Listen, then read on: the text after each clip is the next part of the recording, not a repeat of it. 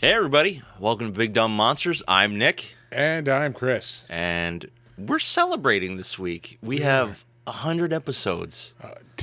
Technically 101. Yeah, last week was our 100th episode. Look. Fine, it's fine. Yeah, it's a numbers game, okay? Fine. This one's going to say 100 on it. Fine, yeah. It's fine. And we celebrate by live streaming. Classic. It's a goddamn classic. It started a genre.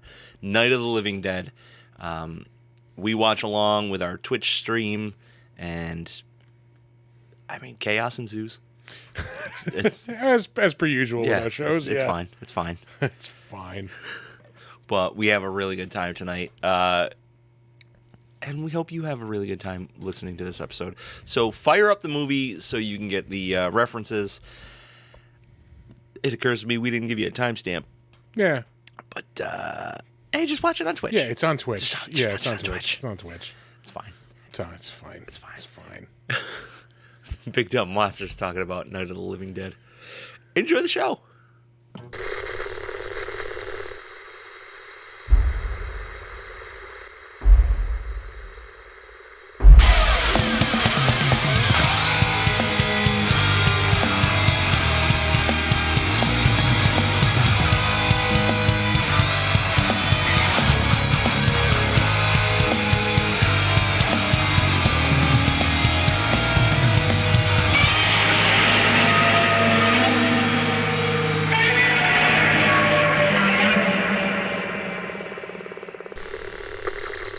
Look at that. Hey! I wasn't just last minute fixing a light.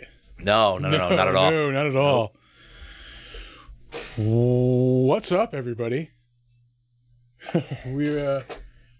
Let's go. Let's fucking go, Yes, folks. let's go. This is episode 100 for us. We fucking did it. Yeah. Holy shit, folks. Let me tell you. This is a lot. Yeah. It is a lot, but at the same time, it feels like we just started. Yeah. Yeah. Yeah. It's literally on the border of 2 years. Yeah. Yeah, it'll be 2 years in July, the first week of July. Yeah.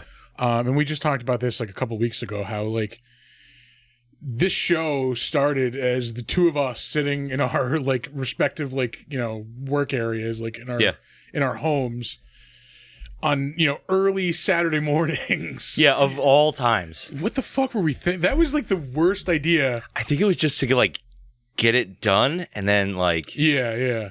I don't know. It was like that's when the time was available, I think. Yeah, and then I think it gave us purpose, to get up on a Saturday and do a thing. Yeah, because this was kind of mid-pandemic when anybody was just looking for any kind of human interaction. Yep.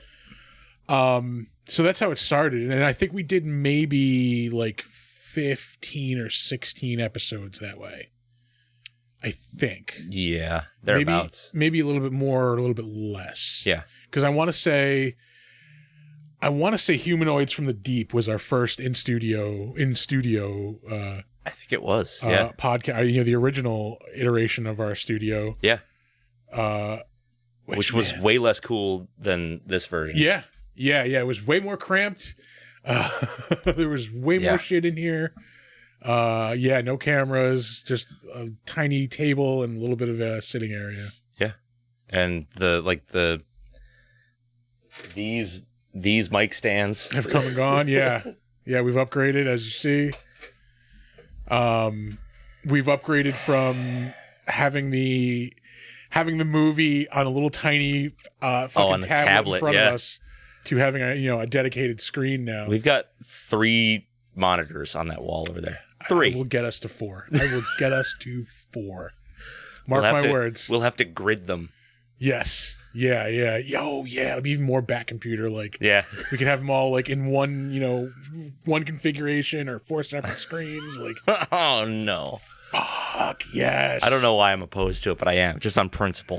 Because somebody has to be. It's can we just reel this in a little bit? Oh my god. The only constant, that guy right there. We've got our first dick. Of course it's Arthur. Yeah. Fucking A. First time chat. First dick in the chat. Mm-hmm. And of course, it wouldn't be an episode of the show without Donner yelling and screaming and barking. Yeah. Thank you. He's what keeps us grounded. Yeah. I'd like for him to be grounded. Yeah. But anyway, we're gonna do things a little bit differently tonight. We are. Yeah. We are all fortunate in that George Romero fucked up sometime in the late 60s. Yeah, like really bad. Yeah, big time.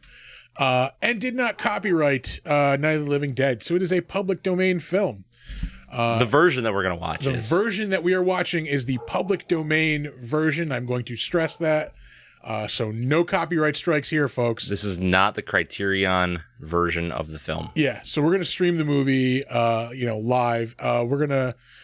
We'll talk about it. We're kind of going to do like a normal episode, but we'll talk about the movie as we're going through it anyway. Yeah, it's going to be more of a communal experience. And it wouldn't be an episode without Donner knocking over one of the studio lights. Let's see. Can he do two? He's about to go past the second one. No. I love him dearly. Yeah. But I wouldn't mind sending him to a farm upstate, you know what I'm saying? Just think about, like, in 100 episodes from now, we're going to be like, remember when Donner used to knock over the lights all the time? Like, we're going to have that problem, like, solved by then. We've got 100 episodes to fix that. Yeah, we can do it. One problem at a time. Yeah. Art has also knocked over the lights. So congratulations on being on the same level as Donner. Yeah. Putz. But let's start things off. We're going to kick the movie off here. Yeah. Let's see. We're going to switch things up. We're going to be in a little screen in the corner. Holy Lord, I hope this works. Yeah. Here we go. Bam, hey! There we go. That worked. And we are watching the movie. Kind of. Sort of. There it is. Yeah. I never realized how long this intro shot was until I was setting this up earlier this afternoon. Oh, really? Yeah, I'm like, why is nothing moving? Like, this car is like nowhere. Oh, wait, yeah. You can see it. Yeah. He's being artistic, okay? Yeah. He's building tension. It's fine. It's totally fine. It's fine. This is like the first time I've ever watched this movie like critically. Really? I have seen this movie dozens upon dozens of times. Yeah. This is one of my favorites. I remember the first time I tried to watch this movie, I was maybe like 8 or so, and like I had a friend whose dad was always at work during the day, so we were always like unattended at his house. Yeah. So everybody was always hanging out over there. Yep. Yep. And like one day we're like, hey, let's watch a movie, and like his dad happened to have fucking VHS of Night of the Living Dead. I'm like, this looks pretty scary. Like, we should, watch this. Like, yeah. Why wouldn't you go for that immediately? Yeah. And I remember we made it to They're Coming to Get You, Barbara. Yeah. Am I spiking? I'm spiking. I think I'm a little low. So okay. You're not spiking. You're fine. Okay. Yeah. I'm like this is fucking. I'm like, I'm already terrified, guys. This is like one of the scariest movies ever. Like. No, it's a cool vibe because like everything sets up sort of normally, but it's just a little off, and the little off is always what makes it creepy. Just the tweak, the tinge of like something's up. Yeah, because it's a situation we've all been in, like a family obligation that you really don't want to be in. Like you're just carrying out because like you're just you're doing a thing that you don't give a shit about. Which sets you in a fucking mood to begin with. Yeah. So you're already kind of off. Like, you're out of your element. Right. And then you're driving this fucking sweet pussy mobile of a car. Fuck yeah. That is a pussy wagon. Johnny knows two things. Cars and pussy. And yeah. Look at that, man. Fucking get the cigarette, the driving gloves. The gloves. The survival instinct? None. None whatsoever. No. Gets fucking yoked up by a zombie like within 5 minutes of the first zombie. Yeah. Come on, man. Fucking got the gloves down though. Got them driving gloves. Looks like an absolute fucking putz. He really does. He does look like a real douche. Like he does not look like a fun dude to hang out with. No. And then you realize that he's not the character anyway. I don't know about the man. Yeah. He could be Could cool. be a lovely person for all we know. Yeah. I don't give a shit. He's probably dead now. Most likely. But, most of these people are. Yeah. Judith O'Dea, still alive. Still kicking. Still working. Yeah. Yeah. God damn. Yeah. She's actually been in like some higher caliber shit, hasn't she? Let's not get too far ahead of ourselves. I mean, you can go, hey, yeah, or no. Oh, wow, Squeeze here, too. All right. Well, first time chat. So. Oh, look at that. All of our first. It's all like, our friends, like. Our close friends showing up for the first time in 100 episodes. To be fair, he does listen on the regular. That is true. Yeah, we'll cut you some slack there. Yeah. I think Art listens a lot, too. Waffles listens a lot. Oh, yeah? Yeah. All right. Back to Johnny and Barbara. I cannot call an adult male Johnny. I can't. I'm sorry. You can't? You're not. Yeah, you're not the Human Torch. You're not a fucking street racer in the 50s. Like, I'm not calling you I don't know. Johnny. He's got that sick fucking ska tie. He does have like the very like. That's black and white checkers, baby. Yeah. I'm thinking like yellow tie with black polka dots in color. I'm gonna say. That's my prediction. I've literally been on 3 episodes.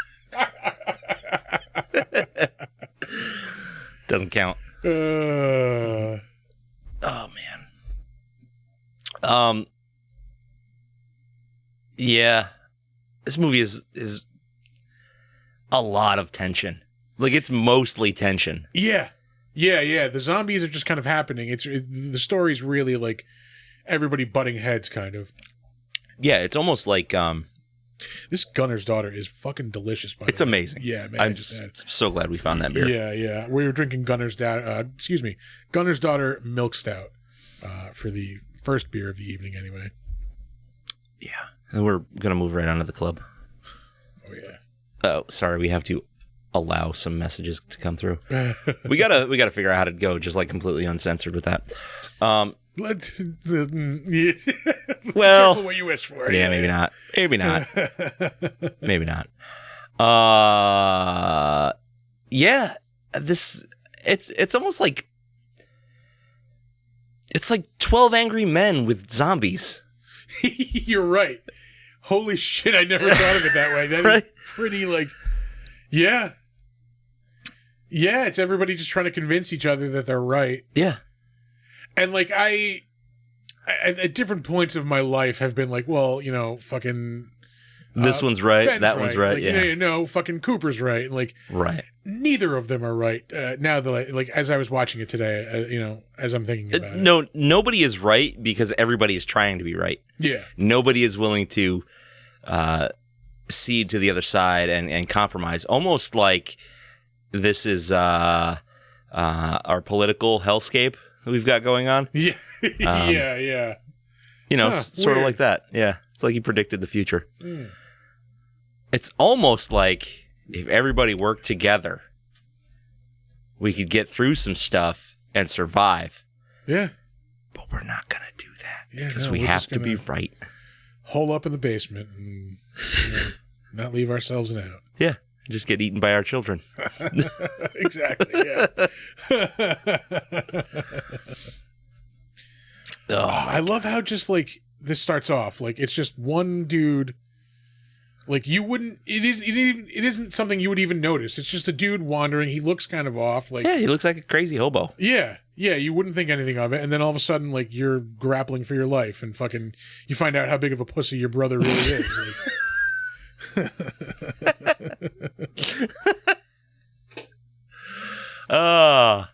I've got 2 brothers, and I know for a fact neither one of them's a pussy. I've seen shit go down. They're taking a tombstone to the skull, like no problem. Yeah, that dude is getting fucking. Somebody's gonna put him in the rack like Lex Luger. This is a. Pardon me. This happened off the podcast earlier, but can I tell you how, like, loud I actually laughed at that fucking Dusty Rhodes meme I sent you earlier today? Dude, I saw it on the shitter this morning and audibly laughed. Yeah. I did the same thing when I first saw it. Like, I laughed out loud. Like, I actually LOL'd. You understand? You understand? You gotta throw a little lisp on it. You understand? Like, not quite Tyson. Yeah. Not quite. Tyson, but Southern. Yeah. Southern. It's It's so weird because he's from Texas, right? I think so, yeah. I mean, he's got this like weird NOLA thing in his voice. It's very Cajun, yeah. You understand? You don't know pain, daddy. No hard times. You don't know hard times. Dusty Rhodes, just a treasure. American dream. He is the American dream. All right, back to the movie. You understand?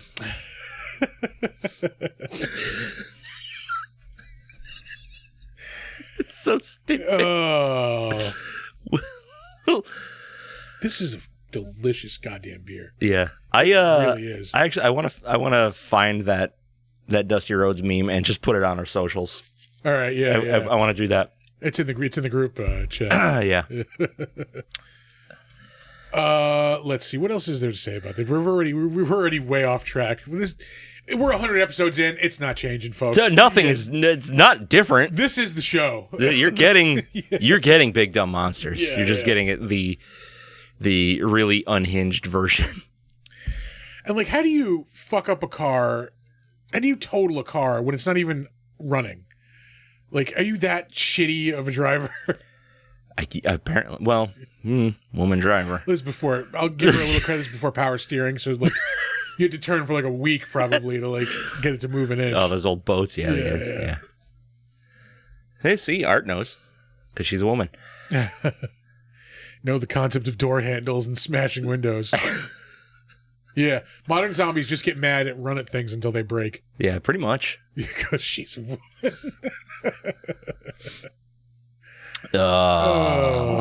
Brother. Yeah, I gotta get my sound effects closer. Oh yeah. There we go. Yeah, within arm's reach. There I also you go. forgot to turn the volume back up. That's fine. It's fine. Again, it's 100 fine. episodes in, it's not getting better. I'd like to think it's getting better. Yeah. See, I'd like to think a lot of things. Here's the thing. So the way this show has started, I want to say like we were like real sterile. Like it was just kind of like review. This is the thing I'm reading. This is a fact. This is a fact. Next segment. Like right. And we were, you obviously got you were there podcasting experience, but for me it was very much just like I'm going to try to get through this and review it and be professional. And now it's like, I don't want to be like professional. I stank on it. I want stank on it. Yeah. I want this show to feel fun. I've told a million people, I want this show to feel like you're sitting in on a conversation with your friends talking about a fucking movie. Yeah, hell yeah. Because I don't want like a real stagnant, I don't want to listen to a real stagnant show. I want people to be really talking to each other about it. Yeah, exactly. So that's what we're trying to do. And I think we're there. We could probably reel a bunch of the bullshit back, but that's something we can work on, but let's not get fucking crazy. We're not going to change the show again. Yeah. I love this scene, like, because it's back to the tension thing where, like, again, just something is wrong. Like they haven't realized like how wide scale this problem is. Yeah. So like now they're just getting this house. Everything is off. Everything is just it feels deserted, but maybe not deserted. Yeah. And then when she finds the fucking body at the top of the stairs, like okay, that just doesn't happen when something dies. Like something did that. Like this is okay. Yeah, this is really bad. Mm-hmm. Yeah. Well, all of the house stuff is very Hitchcock. Yeah. And I don't know if it's intentional or if he's just like really inspired by a lot of Alfred Hitchcock, but that's the vibe it gives off. Like all the external stuff with the zombies and stuff, that's more your typical kind of monster movie. Yeah. But yeah, all this tension and stress and character development, super Hitchcock. Yeah. And I specifically like saw it. Well, again, not just for public domain reasons. Like I wanted the black and white version of this movie. I don't like the colorized. No, it doesn't. It doesn't have the same impact. Yeah, and it's for I don't know what reason. Like it just doesn't work. I think it's just more of that mood thing. Like it just because it's more of a meta like mood enhancer. Like because you're it evokes more of the, like that 50s, you know, like drive-in, like sci-fi kind of like feeling, you know? Yeah. Yeah. Anyway, that's my interpretation of that. Yeah, and this had to have been one of the last great drive-in movies, right? Yeah, this is 1968, so like that. Yeah, so like the golden era of the drive-in is pretty much coming to an end. It feels like this movie. Oh, I love that. Just the fucking gnawed up skull. It feels like this movie should be way older than that. Like, it's not that old of a movie. Well, it is. Well, I mean, relatively speaking. Yeah. Well, I think a lot of that is due to the fact that it's black and white. Yeah. Because the color movies were definitely a thing by this point. Like, yeah. Oh, yeah. I mean, again, entirely 1968. Like, yeah. Yeah. But it just easily feels like it could be from the 50s. Yeah. And a lot of the black and white thing is what's giving you that vibe. Plus, everybody looks like a prep. Yeah. It's like, well, just dressed like a Gap ad. Yeah, all these goddamn things trying to kill me. I better straighten my tie. Make sure these lapels are crisp. Pleats in the pants. Yeah. Let's see. What else is there to be said about this movie? There's a lot. I mean, all the characters feel distinct. Yeah. They're not just like cut and paste, you know, Joe Smith, whatever. One of the I do enjoy the remake. Oh, that's another thing I was going to say. This is, I think, the first time we've done a remake and an original together. Yeah, because we haven't done the original Fly. We've done the remake of The Fly. Yeah, I was going to say that's the Dracula. closest. Yeah. Well, I do want to do OG Dracula at some point. We just haven't done it yet. That's not really a remake, though. It's... Yeah. I mean, like, you could make that argument. They're just different versions of the same story, because it was a book. Yeah. So, I mean... we kind of talked about the original Blob when we did the Blob. Yeah, but we didn't, specifically watch.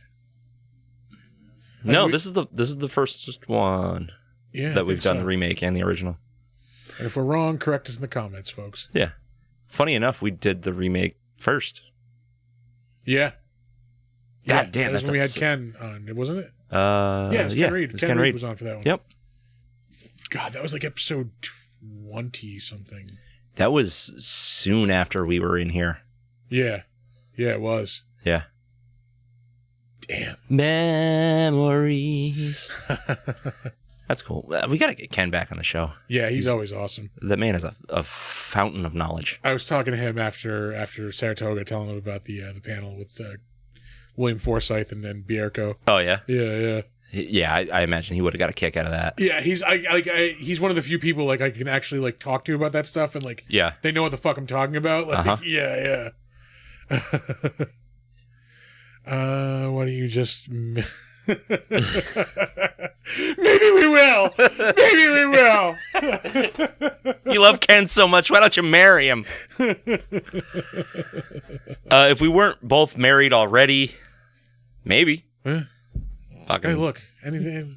We get drunk on these shows. Anything's fucking possible. Like. Anyway. Listen, $20 is $20. Okay. You know what we need to make possible on the show is a longer goddamn headset cord, so I can move my head farther than that. Why don't you put those ones on? We did solve this problem. Yeah. We did solve this problem previously. Yep. Anyway. Joke's bad. Ooh, wow. Hey, look, Dwayne Jones is beating up a zombie. He is. He's really giving it to him, too. With a fucking tire iron. This is like a very, like, I think realistic portrayal of like what it would be like to beat a fucking zombie to death. Like the way this movie treats it, like to do it the first time. Yeah.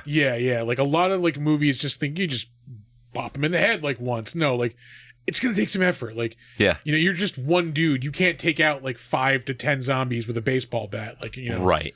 It's not that easy. On top of the fact that he doesn't know that they're zombies. He just knows that they're people. He thinks they're sick or something. Yeah, he doesn't... Yeah. So he probably feels god-awful. Yeah. Yeah, I don't know. This movie just really set the bar high for tension and stress. Like this, it's a sweaty fucking movie. Yeah, it does look like it's probably like 90 degrees out. Like it's just humid as fuck. Yeah. Here we go. Get him. Oh, stabbed him. Skulls are kind of hard to get through with a bat. Yes. Yeah. See, now if I were in a zombie apocalypse situation, I've said it before, I will say it again. Hammer is great. Like a mini sledge, maybe like a 3-pound hammer. Yeah. That's got a lot of stopping force. Hammer with like maybe like a blade attached to the bottom.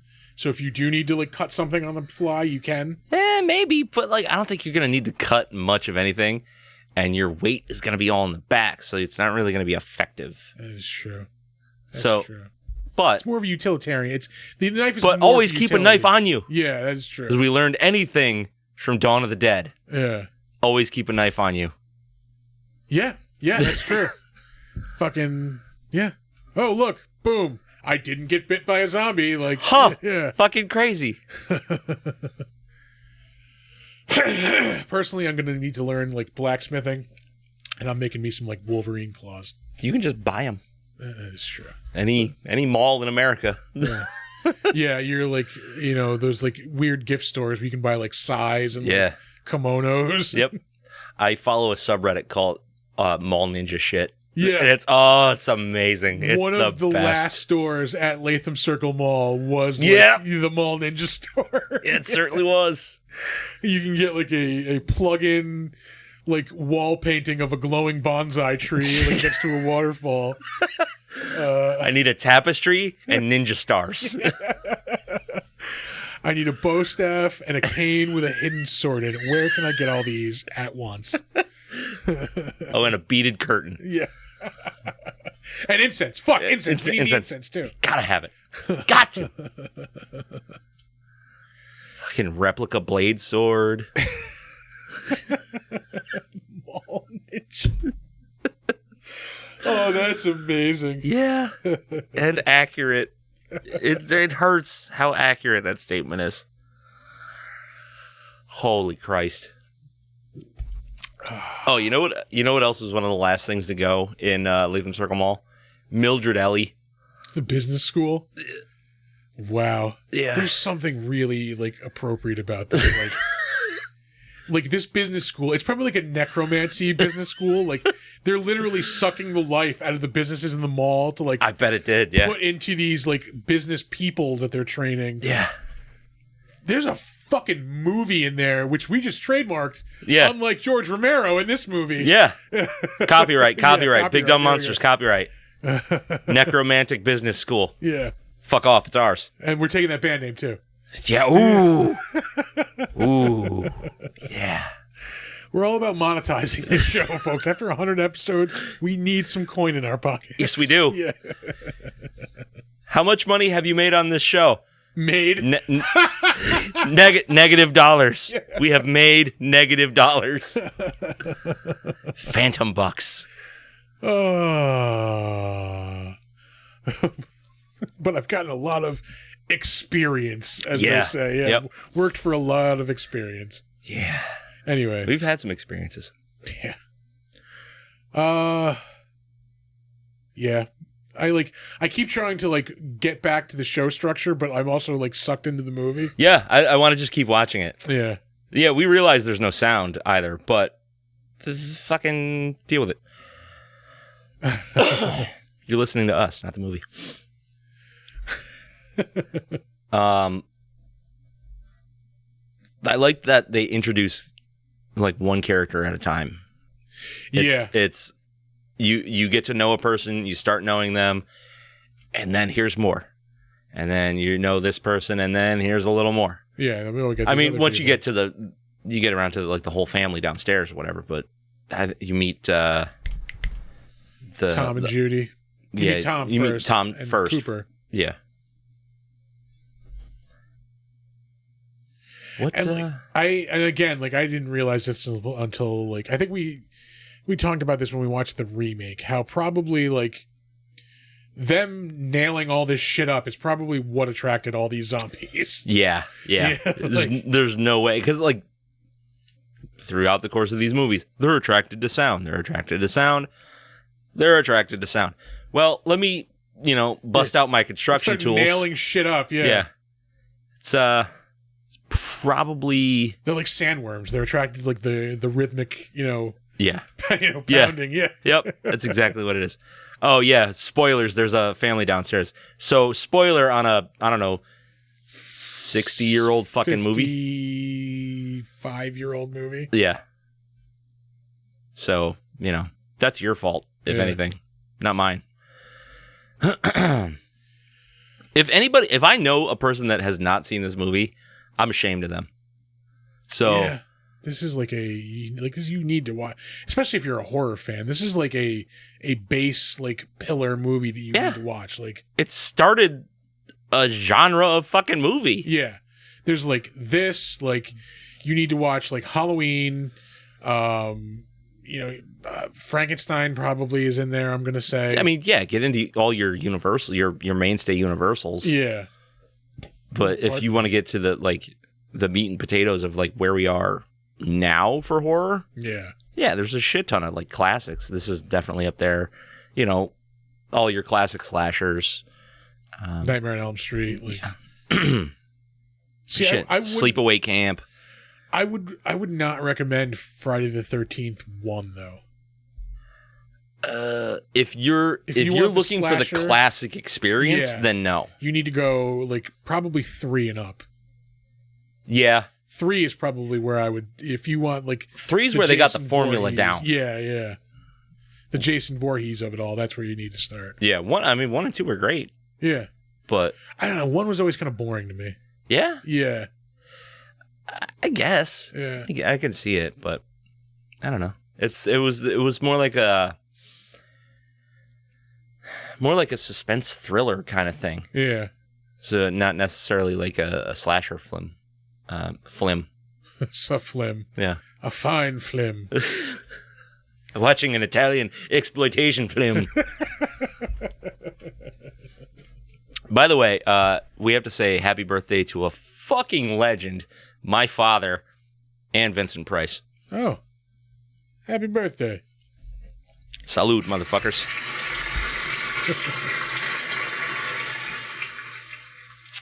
Did you know that Christopher Lee, Vincent Price, and oh my god, why have I spaced on his fucking name? Van Helsing. Anthony Hopkins? No. It's like the Hammer. Peter Cushing. Yeah, Peter Cushing. They have consecutive birthdays. Huh. I think the 26th, 27th, and 28th. God damn. How about that? Yeah. Chug. No. Yeah, as much as I love this beer, it is delicious. I also have it's fucking heavy. A thin layer of like sweet like glue on my lips right now. Like Yeah, that's accurate. Yeah. Yes, but so if anybody is this is very like toasted marshmallowy, like really good. Yeah, a little chocolatey. It's Gunner's Daughter Milk Stout by Mast Landing Brewing Company. It's fucking great. 5.5% alcohol, not bad. Yeah, it's respectable. Yeah. We have a description here: a beautifully aromatic, balanced milk stout with delicious notes of peanut butter, coffee, and dark chocolate. And I back that entire statement. Yeah, you got that. I got that. Yeah. All right. It works, folks. Try it. Booze. It works. Feeling down? Want to be downer? Booze. Let's drink until we can't feel feelings anymore. Remember that game? That was a fun game. Huh? It's called My 20s. It certainly is. Sponsorship? No, we are adamant that we want that Utica Club sponsorship. Club sponsorship. We're coming for that Utica Club sponsorship. Yeah. We want a Utica Club neon sign like right there. I cannot tell you how many times I've almost bought one. Oh man. But they are pricey. Yeah, they are. They are. But I want it. Wants it. So we'll settle for the Utica Club coaster / bottle opener that I'm about to use right now. You're endorsing the show whether you like it or not, Utica Club. Art says he's on the neon sign. Endorsing. Yeah. Enabling is more. Enabling. Yeah. Yeah. It's fucking delish. Goddamn delicious. Thank you, Squee, for the coaster / bottle opener. So back to this delightful fucking movie. Yeah. This is like a comfort movie for me. Like I can just put this on and Can you? Oh yeah. Just I can't. I gotta be in the mood for it. I love it. Yeah. But I can't just turn it on. I gotta want to watch it. Yeah. But I do like that I can watch it with my kids because it is graphic, but it's not. But by today's standards, not really. Yeah. You have a couple of scenes of like, people gnawing on like entrails and stuff. And it's not that graphic. Like, yeah. But when it came out, it was fucking terrifying. Yeah. No, I remember my dad telling me he went to see this when it came out. He was like 17. Yeah. And like the girl he was with, like as they were going, like coming out of the movie theater, she's like, let's go eat. He's like, are you fucking crazy? Like, no. Like, I can't eat anything right now. Yeah. That's awesome. Yeah. She was a keeper. Yeah. It was not my mom, I don't believe. No. So, yeah. God damn. That girl put out. You know she did. Oh, fuck, that is delicious. Sorry, Club, I'm not cheating on you, but It's just, I got to drink other beers. Look, I'm a man. I have beer needs. Beer needs. Yeah. I'm not alcoholically monogamous, okay? Yeah, look. Oh, boy. You want to do some trivia on this movie? Yeah, let's while we're watching it? Let's do the ratings. Let's do ratings. Oh, yeah, that's right. We need to do yeah. ratings. Okay. I'll go first. 8. It's a solid 8. Yeah. For me. I don't know if I want to go high. I'm not going to give it a 10, so I'm going to give it a 9. Like this is, like I said, this is a core. If you're a horror fan, this is a core foundation of horror Absolutely. fandom. Yeah. This is, if you love zombie movies, this is the Bible for zombie movies. Well, that's the thing, is because there really weren't, like, there were zombie movies before this, but they weren't zombies like we know them. Yeah. They were like voodoo zombies or things like that. They were just like shambling husks that just kind of did whatever you want. What was it? Carnival of Souls? Yes. And White Zombie with Bela Lugosi. Yeah. That was all like Haitian voodoo stuff. It wasn't like the dead have come back from the grave and eating people. Yeah. No, they're just like people under like mind control in the earlier versions. Yep. So really, it created the genre. Like George Romero was called the father of zombie movies for a fucking reason. Yeah. So it's incredibly substantial. But it's not without its flaws, I guess. It's just not. It's not like super compelling from start to finish. I mean, a lot of it is. Yeah, but it starts to drag in the middle. The arguing, like, I think you it's would too get much. to a point where, like, you know what? We just need to fucking survive. Like, right. Yeah. Like, I don't care if I'm right. I just want to live. Like, Yeah. Like, that would take over, I think, at some point. Yeah. Because, like, if I'm going into this and it's a horror movie, and I know it's a horror movie, and I want to be scared, and 45 minutes of it is people just yelling at each other, you kind of lose me there. Now, it all turns around, obviously, and it's fucking great. Act 3 is amazing in this movie. But yeah, that's the only reason I have to knock it, is that it gets stale before it gets great again. I like, back to the Act 3 thing you were just saying, like, I will say Barbara's death is really fucking heartbreaking. Oh, absolutely. Because, like, she was the, like, the thing that started this, she started the story, but, like, yeah, if you're looking at it from, like, Ben's point of view, like, he had to protect her. That's all he had to do. And, like, when she gets pulled out the door like that, like, it's just fucking... Yeah, and he couldn't do it. Yeah. And his death at the end is even just more as heartbreaking. bad. Yeah. It's fucking yeah. So what do you guys think of Night of the Living Dead? If you had to throw a fucking rating on it? People in the chat. Anybody? Still watching? Let's see some numbers out there. Yeah, throw them down. Let's make this shit interactive. Goddamn it. Yeah. While you do that, I'm gonna bring up the trivia. Ooh, nice. Is there anything else I want to say while we're just kind of talking about the movie generally? I don't know. Is there? No? You got nothing? I fucking love this movie, man. It is super good. It's fucking great. Like, it's amazing that this was really the high bar for so long. Like, all of the core Romero movies were like the high bar that were just like, in some ways, like, I don't think have been. He reinvented the genre every time he put out a new movie. Yeah. Like, I think arguably you could say that they have not been topped, like, those three movies. I mean, it depends on what you're looking for. If you want like a gross out gore fest, yeah, he's been topped. Yeah. If you want the mix up of like the human drama with the zombies and it meshes like really well and makes like a well-crafted movie, no, nobody's done that better. Yeah. So you get he gives you the best of both worlds.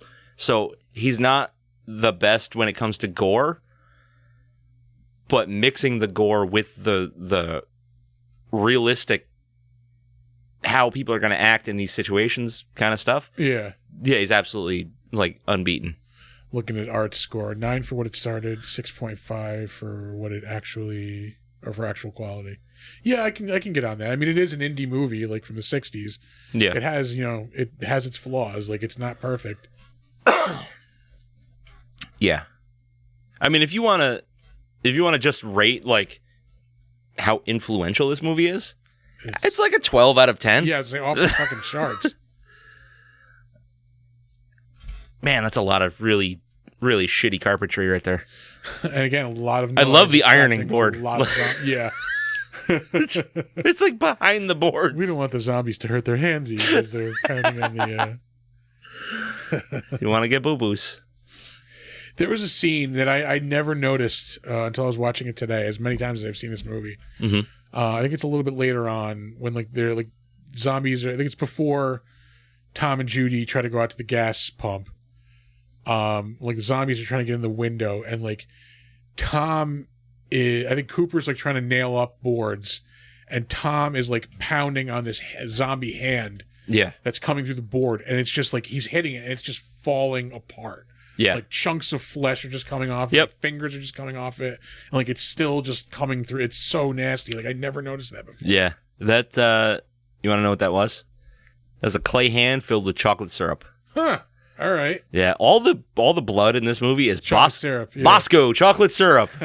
I knew that. Yeah. Yeah, I learned that from Mystery Science Theater 3000.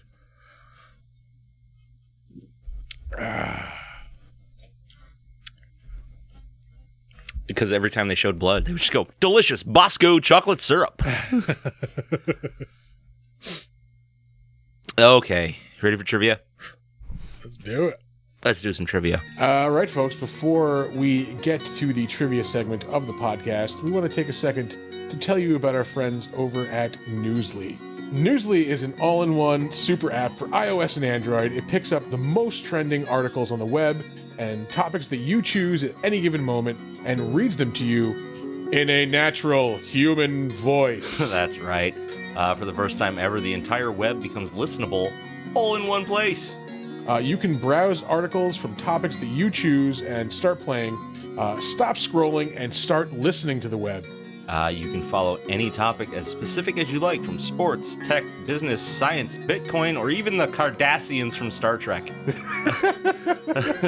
It will find you the latest articles and read them to you aloud. It gets Star Trek specific. You can get right down to it. Yep. They even have podcasts as well, believe it or not. You can explore trending podcasts from over 80 different countries. I will let you in on a little bit of a secret. You're going to find the Big Dumb Monsters podcast there as well.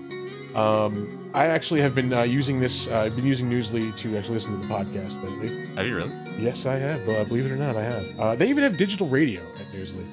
You can download and use Newsly for free now at www.newsly.me and use the promo code DUMM, and you will get a 1-month free premium subscription.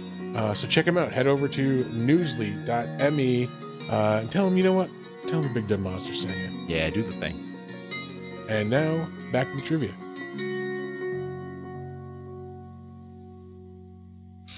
This is one of the most profitable independent movies ever made.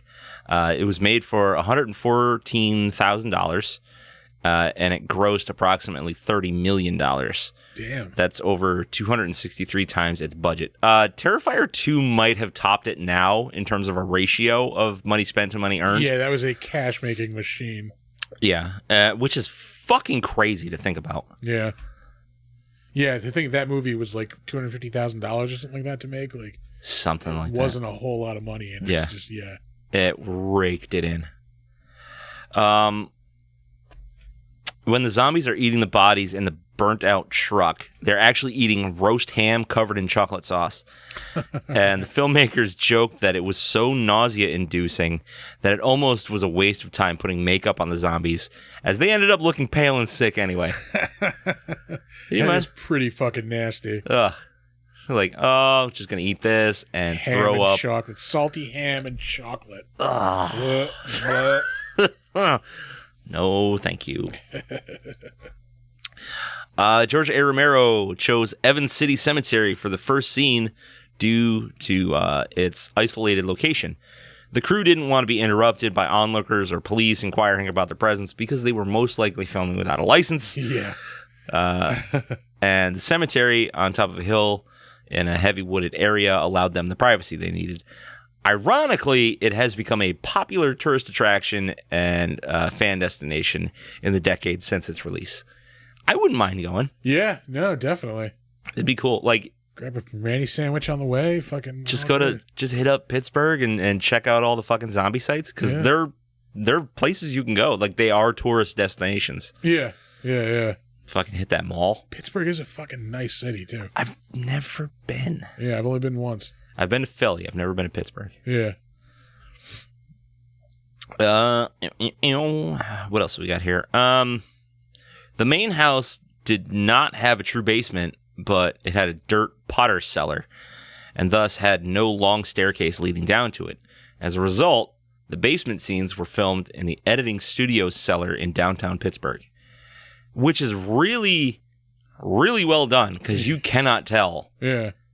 That it's a completely different fucking location. Yeah. Like I always thought that this whole ass movie was filmed in two spots. Yeah, like they filmed in the house, like The house and cemetery. Yeah. Nope. Fucking ridiculous. It's that well shot. In his final interview before his death, Dwayne Jones admitted he had never seen any of the Dead movies, nor any other George A. Romero movie. Oh, all right. Which I don't know if they had a bad relationship or if he probably just his cup of tea, you know? it wasn't his thing. I mean, he was a theatrical actor, so like horror movies might not have been his thing. Yeah. This is probably just a paycheck. Yeah. Hey, fair enough. Hey, look, everybody's got to work, man. That's right. At the time of the film's release, any work that did not include a copyright notice was assumed to be public domain. That was gross. Yeah. Whopper flavored also, folks. Oh. Since the filmmakers forgot to include this notice, the film slipped into the public domain. It was not until March 1st, 1989 that a copyright notice was no longer required. Huh. So, in 1989, you could just kind of do whatever. Yeah. And as long as you were like, I own that, you fucking own it. All right, yeah. Yeah. You say so. Sure, bud. According to George A. Romero commentary track on the Elite Laserdisc and DVD versions of the film, the original working print and working elements of the materials for the film no longer exist. They were destroyed as a result of the flood that filled the basement where the materials were stored, which is the same basement used in the movie. Oh, sweet irony. That's gotta suck so bad. Yeah. Like, okay, here's all these things that are really important to me. So- I'm gonna store them here. What you're saying is holding up in the basement was a bad idea? Yeah, yep, that's the one. Yeah. Son of a bitch. God damn it. George A. Romero has readily admitted that Herc Harvey's Carnival of Souls from 1962 was a big influence on the making of this film. This is a much, much better movie. It's really not good. Yeah. It's really not good. It is not a good movie. BT Dubs, White Zombie, the band, almost used the name Carnival of Souls. Yeah, all right. Which, I like White Zombie better. Carnival of Souls is good band name. Yeah, I just, I tried watching that movie. It's just not. It's fucking weird. Yeah. Like, not good weird. Yeah, nope. I like good weird. It is not good weird. No, definitely not. One of the Walter Reed organization's publicity stunts was a $50,000 insurance policy against anyone dying from a heart attack while watching this film. All right. I love gimmicks. I love them. I love More of them. that shit. I need it. I want gross out movies to come with a vomit bag again. Like, if you're showing Terrifier 2 in your theater, hand out a fucking vomit bag. Yeah. Stamp them, hand them out. Like, it's a collector's item. Yeah. It's a cool ass souvenir. It makes people hyped. More people will want to go to the movie. And maybe somebody might actually want to use it. You know? Yeah, maybe. Yeah. With that movie? Yeah, maybe. That was a rough one. That was pretty gnarly. I liked it, though. I liked it a lot. Let's see here. Where are we? This film was released shortly before the MPAA's rating system was implemented. As a result, children were able to see this very graphic horror film in theaters. A review by critic Roger Ebert included his concerned observations of children watching with him and being traumatized by an adult horror story that they were completely unprepared for. Huh. Yeah. Fuck them. Fuck them kids. Fuck them kids. Yeah. They need to grow up a little bit. Fucking boomers. Oh boy. You're shitting me.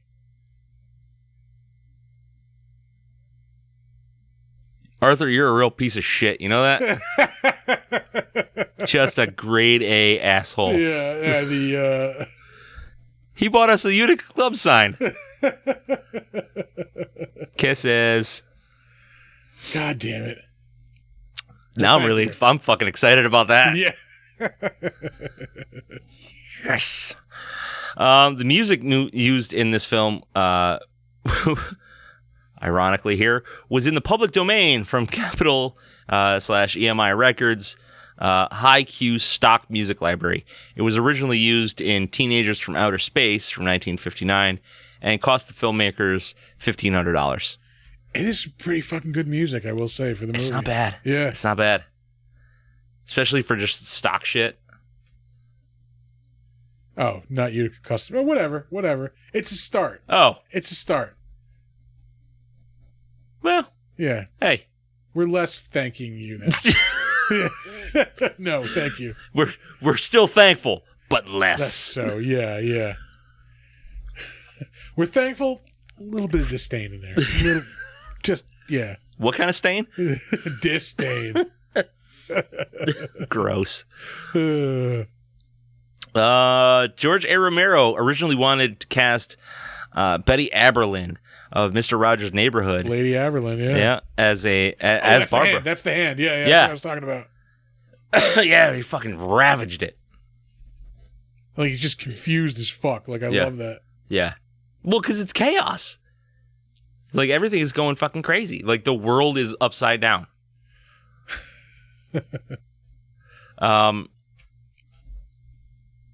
Okay. He wanted to cast Betty Aberlin as Barbara, but he did not because Fred Rogers would not allow her to do the film. And I gotta say, I kind of understand where Fred Rogers is coming from. You know, this is a very child-centric, wholesome TV show that we've got going on here. Yeah. You know, but also, you don't fucking own me. Yeah, come on, Fredo. Let me do the fucking movie. Fucking Fredo. Yeah. Fucking Fredo. Fredo Rogers. Hey, fucking Fredo Rogers' neighborhood. He was actually him and George Romero are actually very good friends. I heard that. Oh, we just showed a tit. Sorry, Too Edge.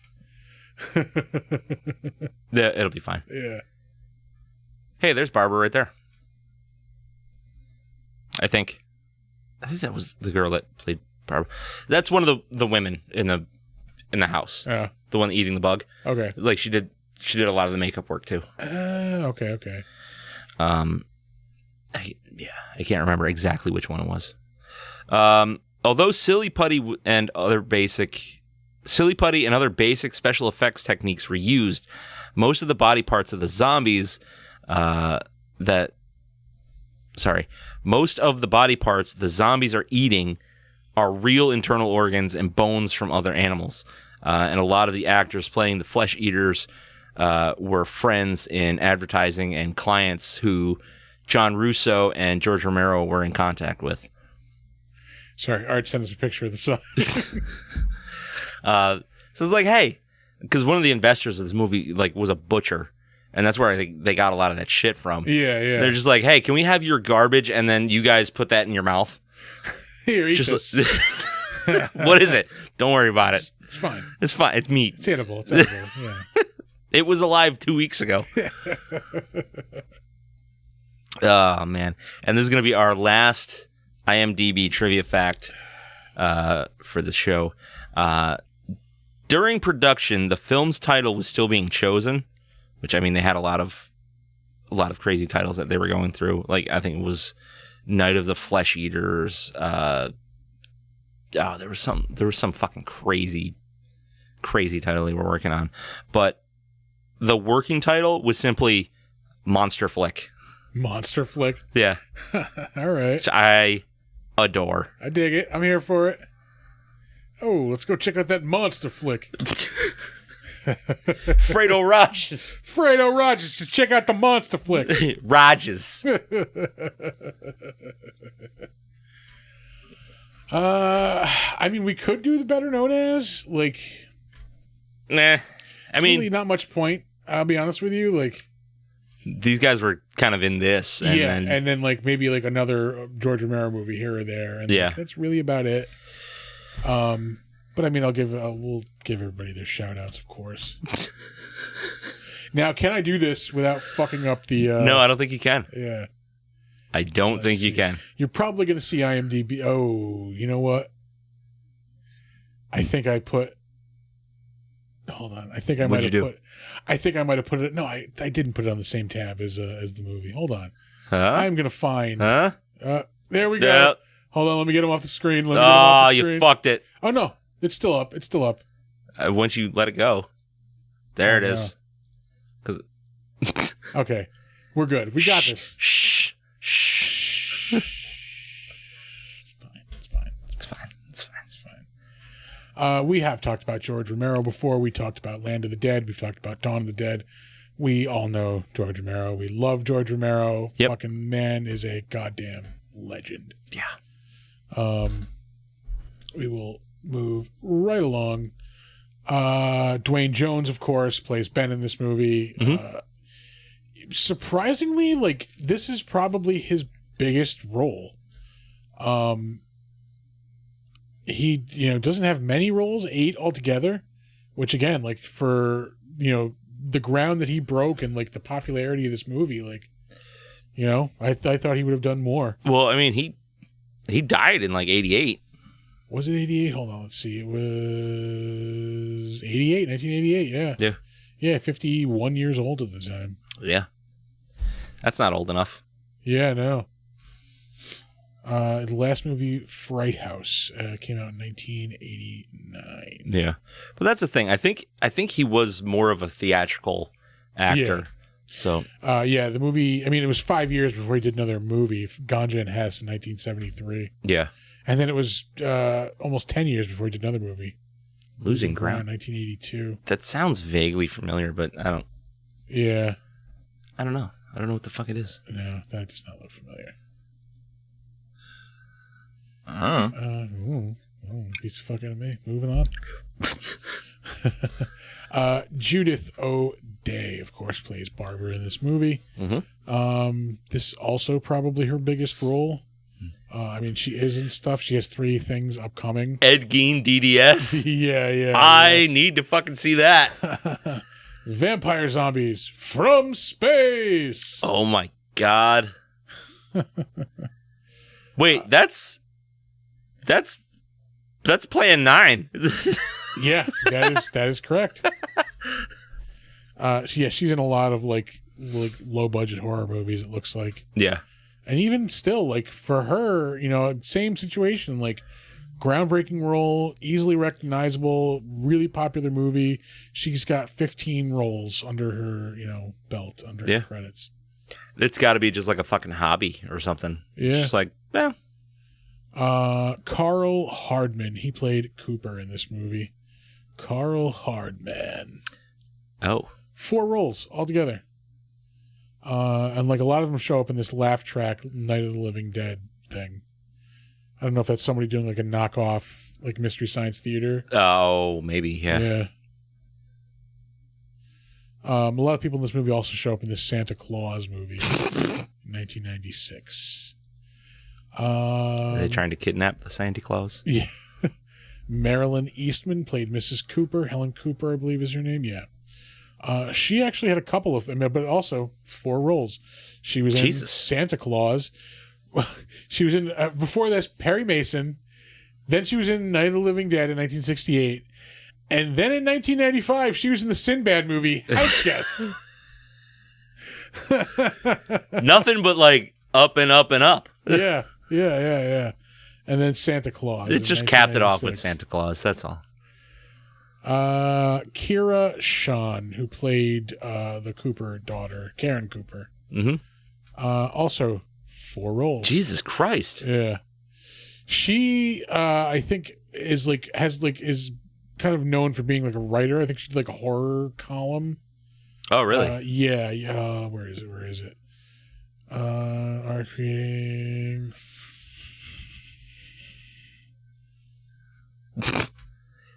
Yeah.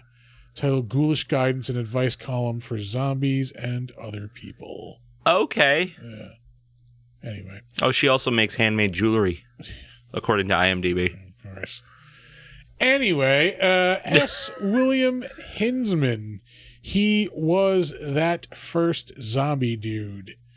And again, like, this dude was in some stuff, but mostly low-budget horror. For being such a recognizable face and such a recognizable movie. Yeah. Really not much. He is in, of course... What the... Who made that? Doesn't say. That's a good sign. Oh, yeah. John Russo, who's the writer of this movie. Yeah. All right. That explains that. Yeah. Not much. He's in like a lot of the Romero stuff. Night Riders, Season of the Crazies. Witch, the Crazies. And that's really... There's Always Vanilla is another thing that shows up a lot in these credits. That was another George Romero shit, wasn't it? I think so, yeah. Let's see. Who do we have next? Bill Cardille. I saved him. He is the reporter at the end of the movie, I think, doing like the he's the news anchor. It's Chili Bill. Yeah, is he like the host of like Chiller fucking theater or something? Yeah. Okay, did not know that until I was doing this. Yep. Chili Billy, host of Chiller, 1963 to 1984. I did not realize that ran that long. Yeah. Fuck, I still remember seeing that beginning on TV when I was a kid. I see. I don't know that I ever saw any of it. I do remember it. I mean, I was 5 when it went off the air, so like I don't have vivid memories of it. Yeah. But I do remember it being like on TV. Yeah, I kind of want to go back and see if you can find some of it. Like, I'm sure it's on TV. Maybe find it on like fucking YouTube or something. Yeah. That'd be rad. Rudy Ricci. I saved him because he is in The Liberation of Cherry Janowski. It's another Romero thing that sounds like a porno. But he is also a motorcycle raider in Dawn of the Dead. Oh, shit. Next up, that's the overlay. That's it. That's it. That's it. That's the Dunzo. Overlays. Yeah. Wow. Next up, our overlays. Yeah, you would think that a movie of this like influence would have launched these people's careers, but they're like, but it's probably that same thing where they're all just like local like stage actors, who maybe just didn't want like anything more than that. That could be. They're just like everybody's just hanging out and making a movie. Yeah. Well, we are on to Crapshoot. Oh, Arthur has never seen this movie. Get the fuck out. Well, according to that comment he just made there, he's surprised that he's still alive. What is Sinbad doing these days? Nothing? I don't think he's even doing stand-up anymore. I paid to watch the porno monster flick. All right, Donner's into it too. Yeah. I think Sinbad is still living off those Shazam royalties. Those non-existent Shazam royalties. Dimensional royalties really can stack up over time. It's a lot of money. Yep.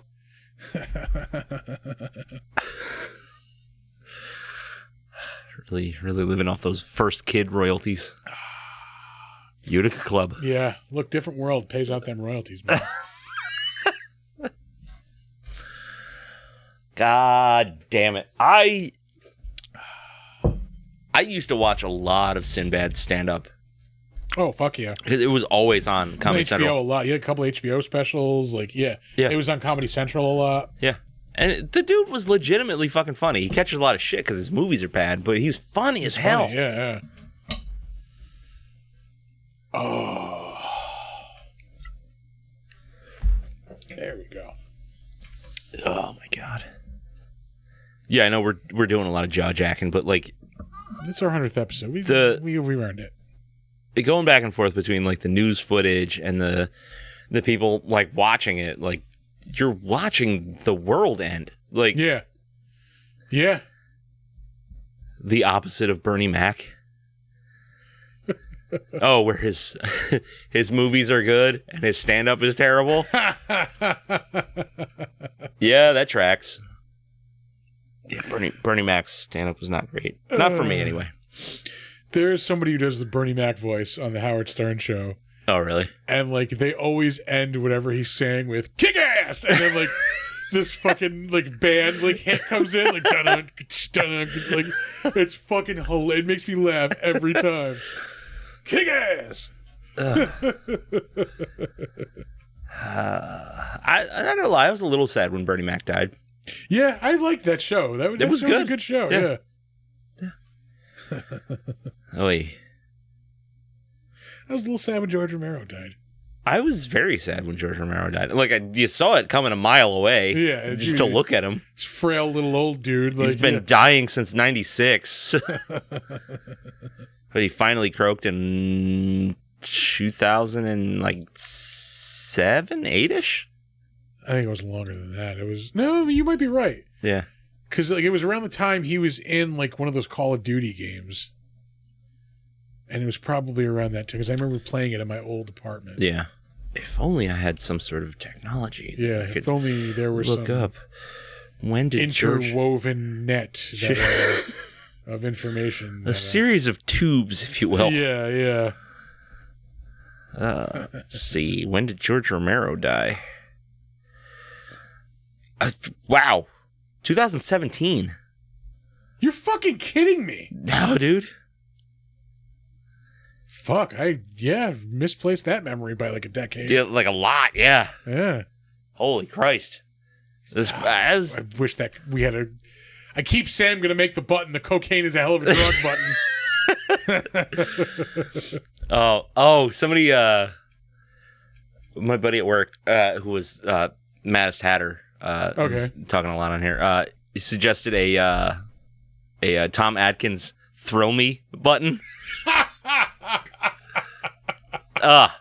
Chef kiss good. Yeah, that's amazing. Thrill me.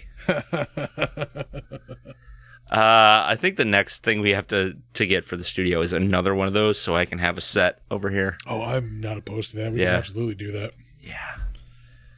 That'll be damn it. We'll be by with our September or November earnings from convention. Which, by the way, hey, we'll be at Saratoga Comic-Con in November. And we'll be at Mid-Hudson Comic-Con in September. Yeah. Start pimping that shit already. Yeah. And who knows? Maybe we'll... If all plans out, if I like... I'm not even gonna say it because like I texted Nick about a possible guest this morning that I like if this is not something that's like imminent either. No, this is like I saw somebody doing a convention and immediately you're like, oh my god, they do conventions now. A, this person's doing conventions. B, we need to pitch this person so we can do Saratoga with this person. Yeah. Well, if that happens, huge. Yeah. Well, the hilarious part was like you sent me that picture of them appearing at that con, and you said, "I'm pitching now," and I was like, "Yeah, he's probably not talking to Sam." No, I was. Man, my man's got a hard on right now. I'm pitching. I was talking about that actually, because I was like, I got to tell Amanda to tell Sam. Like, wait a minute, I can do it. I could just tell Sam. Yeah. So that was my morning, frantically pitching a next level possible guest. Yeah. Oof. If game fucking over for conventions around here if he lands that. Yeah. Well, the one he's got on deck for November is fucking next level. Yeah. Especially for us fucking nerds. Even the announced people, he announced the voice of fucking Naruto. Yeah, he's swinging for the fences. Yeah, people are going crazy for that one. Yeah, like 99% of Japanese anime just completely missed me. But that's a big one. I understand that's fucking huge. Yeah. Yeah. Well, also think about how huge that's going to be because not to its detriment or anything, but like Comic-Con is like 95% anime at this point anyway. Yeah. So anime and Funkos. Yeah. So it's just like a massive fucking announcement. Yeah. It's going to be good. But if he books that person today, that's that poor woman is going to be so crowded. Oh, yeah. But if he books that person today, like, imagine how crowded that would be. How much of my own money do I need to contribute to make this happen? Like, because I will. Well, actually, you know what? We can say it. Like, it's not going to change anything. No, I don't want to say it. You don't? No. Why not? I don't want to give other area. Oh. Yeah. Gotcha. Yeah. Nope. No. No. Yeah. No competitors. Yeah. Sorry, folks. Mum's the word. Yeah, look, my lips loosen. If you hire me, I'll say that much. But until then, yeah, mum is the word. Yeah. Yep. Fuck off. Yeah. Oh, boy.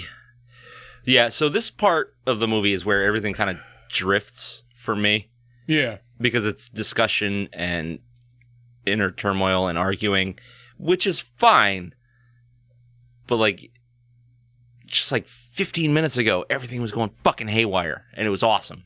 Yeah. And I realize you got to slow it down, but, like, he slows it down for too long. Way too much. Yeah. Too long. And it pains me to say it, but, like, it's fucking boring. It's a little boring. Tom and Judy are idiots also. I just that's true. Say that for fucking the record. Dumbasses. Fucking morons. What are you gonna do? Yeah. I don't know. Yeah, see. So, while we're watching this boring ass part of the movie,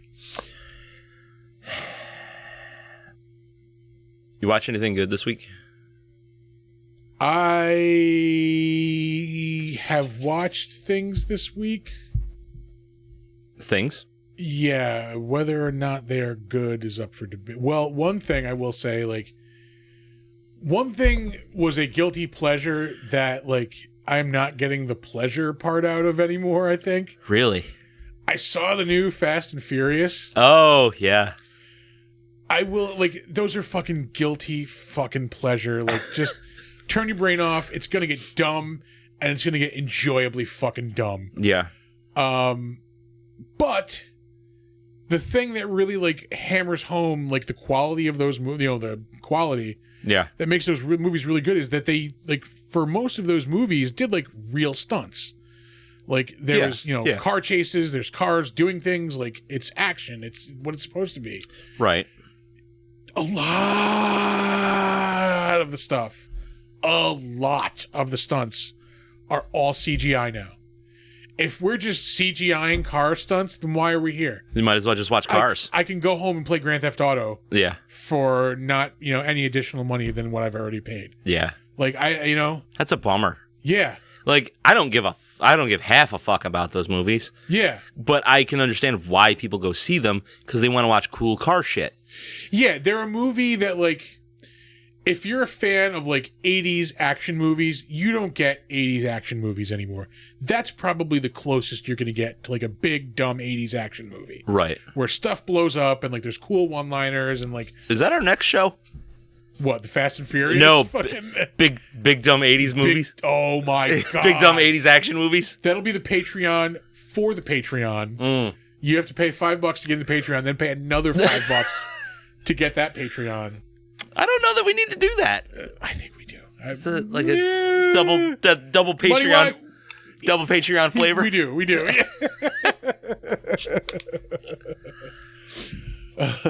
Look, I'm saying as far as we've grown in 100 episodes, we now need to top that for the next 100 episodes. Oh God, so we need like a dedicated building. We need a fucking like yeah.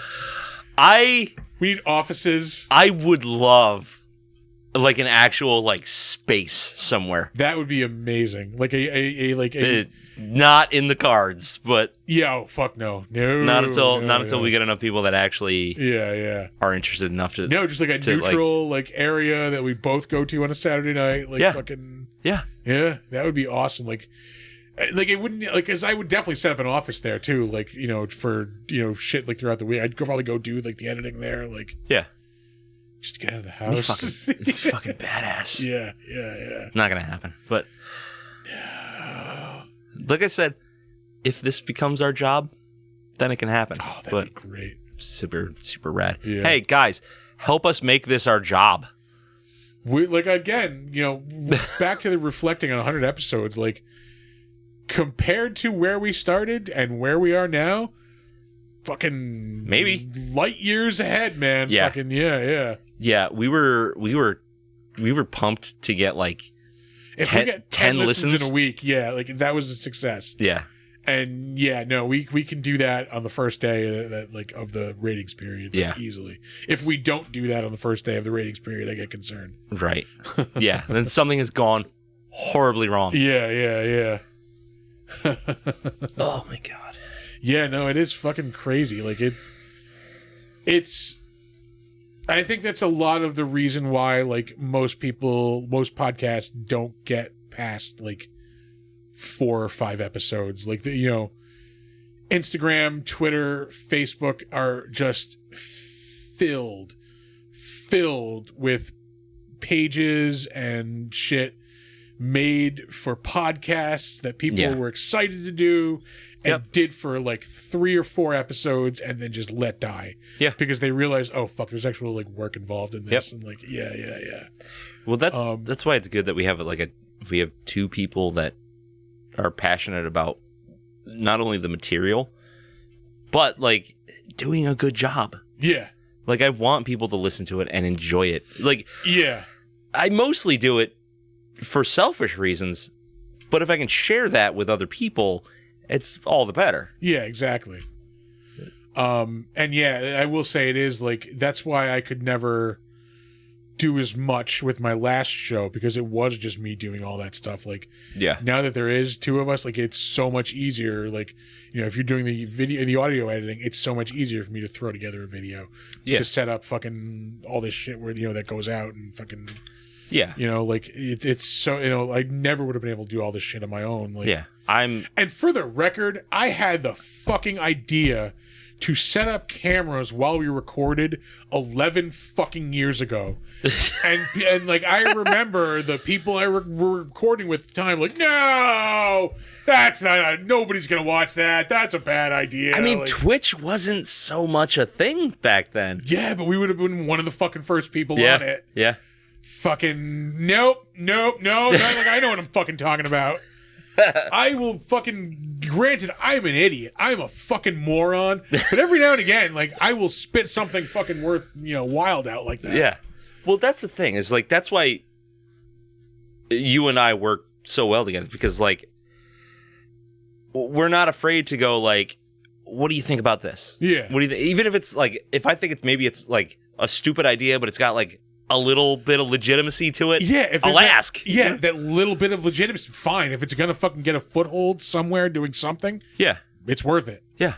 Yeah, no, it's like, I trust the work that you do, and you trust the work that I do. Yeah. And like, yeah, that's just like, I never would have been able to do half the shit that we do before. Like, yeah. And it fucking, the quality of the shit we put out is, again, not to pat myself on ourselves on the back too hard, but fucking, for two people, we put out a fucking solid show, man. I'd like to think so. Yeah. We're putting out a weekly TV show when you think about it. Yeah. Yeah. A weekly fucking TV show that also has a podcast and fucking supports, you know, social media fucking sites. Like, yeah. I could probably get a little stronger on the social media stuff. So could I, but we're fucking, it's, you know, utility, it's working. Like, yeah. We're getting it done. We just got to do more. What do you guys think? Like, more? It is better than Big Bang Theory. Way better. Way better. And I will go to my grave hating Big Bang Theory. We'll say I watched it. I've seen it. Yeah. And that's why I don't like it. Because like, mostly stare at Kaylee fucking Cuoco. Like, yeah. For sure. Long format is definitely hard. Yeah. Yeah. That's the other thing. We, like, a lot of people don't do longer format shit on Twitch or on YouTube like we do. Like, analytics wise, like, you know, people say that like the best thing to be, you know, video wise is like 5 minutes, 6 minutes. Like, yeah. Well, with like Twitch, it's, I mean, there's people that do like really long format, but they're playing a video game. So like, it's constant. We're doing a talk show. Like, yeah. But going back to Big Bang Theory, it's not as extreme as this example I'm going to use. It is blackface for nerds, and I hate it. No, I've heard it described that. It is 100% accurate. Yeah. It's just, you know, one is a lot more extreme than the other, but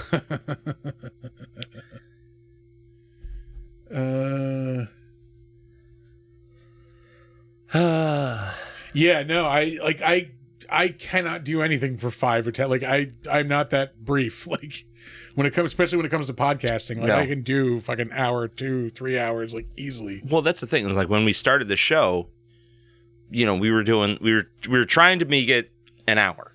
Yeah. But it felt stiff because we would have to be like concise and then just talk about the things that were relevant. I don't want to do that anymore. Yeah, no, I'd like to, like you said, I want it to flow. Yeah, like have fun with it, like just fucking, let it flow naturally. Like, we'll get to the shit that we need to do. Yep. But it's also like we've gotten, I remember, like, I know when I first started doing things, like, not knowing, like, just thinking, like, that's fucking disgusting. You shouldn't do that on mic? Yeah. No, thinking about how, like, an hour of time, like, how the fuck do I talk for an hour? Yeah. When you turn it into a conversation. Yeah, here's a little secret. It's not that hard. No. It's not that hard when you turn it into a conversation. Like, you don't realize how long you're talking for But yeah, when you stop thinking about it in terms of I need to talk for 60 minutes, like I know I just need to talk. I need to have fun while I'm doing it. Right. The time thing will happen on its own. Yeah. We got into it like for a while. All of our shows were like 2.5 plus. Yeah. Like we got out of that too, which I think was good for us. That, also, like yeah. That I want to say was like I would have too much IMDb and you would have too much Better Known As. Yeah. Yeah. And it really dragged the show. We're good for like an hour and 30 to an hour and 45. Like we'll hit 220 every now and again. Yeah. But like before, it was like every episode was like 2.5 hours. Yeah, it was a lot. It was a lot to take in. Yeah, it's easy if you enjoy. Exactly. 100%. Yeah, if you're having fun doing it, you don't realize like, oh, I have been talking for an hour. Yeah, and I enjoy coming over. Like I enjoy watching these movies, and then I enjoy coming over here and having a good time talking about these movies. Yeah, and I enjoy that other people are enjoying the content that we make. Like that part is the least important to me, but it is really important. Like to have people tell us that they enjoy the show. Yeah, it means a lot. Oh, for sure. I will always do fucking Saratoga and shit like that just to be able to talk to people because like that's the shit that makes it worth it. Like yeah. Like the first time that somebody came up to us like unprompted and said, "Hey, I listened to your show and I really like it." I felt like the fucking Grinch and my heart was like fucking like gaining size. What do we got? Thor's talking to us here. It's great. I wanted to do something similar in the beginning, but could not get someone else to commit. Yeah, it's really hard. It's hard pitching other people on like a vision like that. Trust me, I fucking know. Yeah. Because like, hey, do you want to do a bunch of hard work for free? Yeah. Like, yeah, like, no, I don't. Yeah. But it's enjoyable. Like it's a matter of just keeping it enjoyable. Yep. But that's why I pitched it to you, because I knew you were a monster kid just like I was. Yeah. And our other mutual friends and everything, like they all love horror movies, but we are more like niche than they are. Like they're, Art and Squee and Griggs and like they'll all watch horror movies with us and they love them, but like we're more into like the monsters, and you had that podcasting experience, which is why I brought it up to you, and I have some recording experience, so I figured we could make that jive. Yeah. And I think it's worked out really well. Yeah, no, I knew what I was doing podcasting wise, but my tech ability was fucking garbage for sure. Right. So yeah, we fucking, our chocolate and peanut butter fucking matched up, Yeah. It's gross. It's very gross. It sounds nasty when you say it like that. Like real nasty. Thor and Art are talking. Good. Get it going, fellas. Yeah. Yeah, it's a lot. It is a lot of work, but it's also a lot easier than it may seem. Yeah, for like as long as you find something that like you're passionate about. Yeah. Oh, yeah. And then, like it's Jesus, pardon me. But I've also like aside from still like not burning myself on, which was another mistake I made last time, was burning myself the fuck out, because I would, I've said this before, I would work my full-time day job for 8 hours and then come home and work 8 hours fucking doing, website, podcasting, article writing, like fucking every single day. Yep. And that shit got not fun. Like if you want to kill the thing you love, that's how you do it. Like, I've thought about, like what if we do some sort of article writing. Oh, I think that's Art volunteering to be our ones and twos guy. Yeah? Yeah. I went to school for audiovisual editing and I enjoy it. Yeah. You just volunteered, my friend.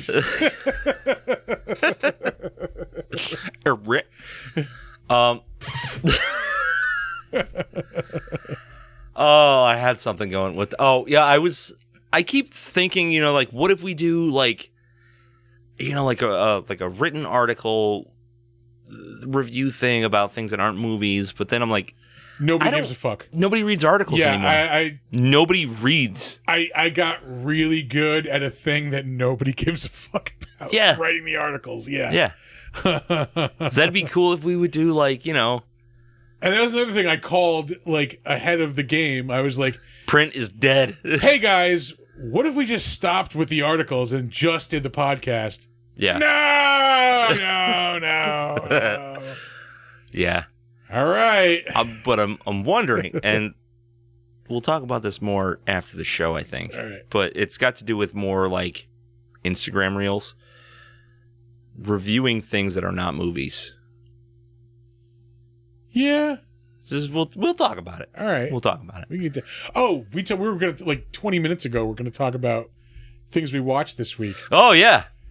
I talked about the new Fast and Furious, which was straight up garbage. Like, I'm sorry. Like, Garbaggio. Yeah. Like, I want real car chases. I don't need everything. Like, I understand the desire to like top yourself every time. Yeah. But like, you're going to hit a wall where you just can't do it anymore. Right. So instead of like trying to top yourself, just do things different. Like, give me something that I haven't seen before. It doesn't necessarily have to be bigger and, larger than the last thing you did. It just needs to be different. That's where James Bond movies excelled. Yeah. Yeah. Like, yeah, they would get like fucking whack and grandiose, but like, and for the most part, it was the same level of absurd, just in a different setting. Yeah. Like, this is, I'm sure, a spoiler. Oh, yeah. I said it would be better if you drunk. We found that out when we created the studio. Getting drunk on the podcast was a complete side effect. Yeah. We just like, oh, fuck. Yeah, alcohol was the missing ingredient of this. Yeah. It's podcast lubricant. Yeah. I'm not spoiling anything by saying this. Also, there's turmoil on the set. Yeah, everybody was green screen together. Yeah, you can definitely tell like people are not in the same scene and like. Yeah. Well, that's what happens when you make 10 fucking movies in one series. Yeah. Eventually, egos clash. But this movie ends with fucking Vin Diesel CGI driving a fucking Dodge Charger down the side of a dam. Like, I don't... Like, to his death? Well, it's a cliffhanger, but no, he's not. He's alive at the end of the movie. They're not going to fucking kill him. Like, come on. Should have. Yeah. So he's this dam is CGI exploding. His Charger is CGI flying down this dam. Why should I give a fuck about anything that's going on? There are zero stakes in this. Yeah. Like, give me a good, dirty fucking car chase where, cars are smashing up together and shit's flipping over and driving into things. Like, yeah. That's never going to get tired. People are always going to love seeing that shit. It's always exciting. Yeah. I don't want to see a fucking video game. I'm not paying to watch a fucking video game. Like, yeah. It's bullshit. Hey, do you know what the difference between Paul Walker and Betty White is? What? Paul Walker made it to 100 before he died. Oh, that's fucking horrible. Yeah. Yep. The other thing I watched was I went and saw The Machine Thursday night, the Burt Kreischer movie. Oh, yeah? Is it just it's like the aftermath of like what happens after the joke, right? It is like a sequel story, basically. Like, yeah. It turns like, in the movie, like, he's himself. He plays himself in the movie. And like, there's like this fictional incident where like his daughter gets arrested and like he's live streaming it because he's drunk and like, yeah, he quits comedy. So like, this is like years after like he's been telling the Machine story. And like, it turns out like he stole like this Russian mobster's like pocket watch, and like the mobster's daughter comes and kidnaps him to like, find out where the watch is. And, like, yeah. So that's how the story starts. It's like a sequel story to it, basically. This movie should have been nothing. They brought the racing back, and there was, yeah, exactly. Like, make this thing about fucking car races and chases. I don't give a fuck about them, like, working with the CIA and being like spies and shit. Like, just come on. Just street race. Yeah. What the fuck were we talking about before I went back to that? The Machine.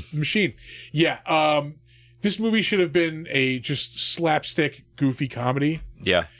And, like, to some degree it is, but they try to also be, like, a family drama and, like, a straight-up action movie.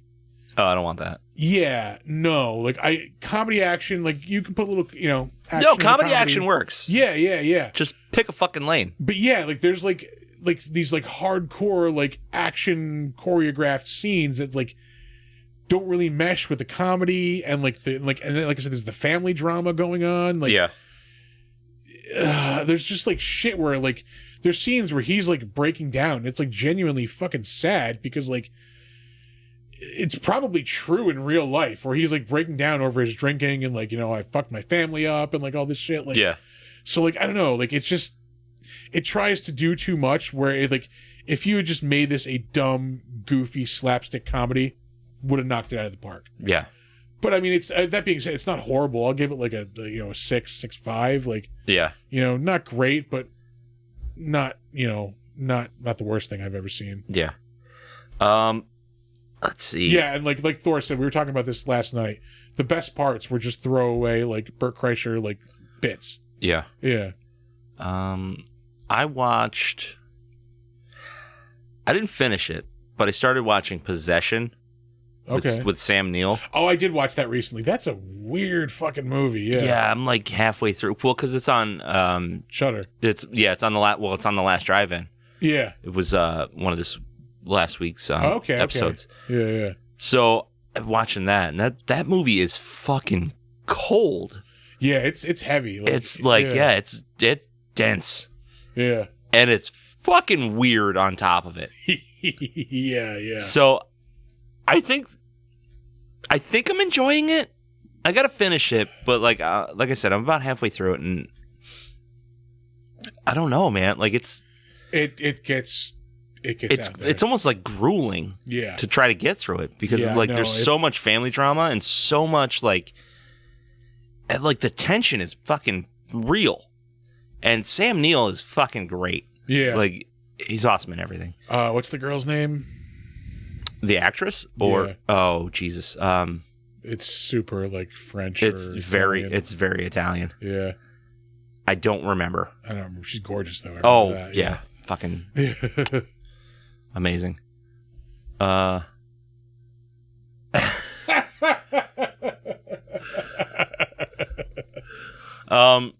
Arthur, have you seen this movie before? Let me know.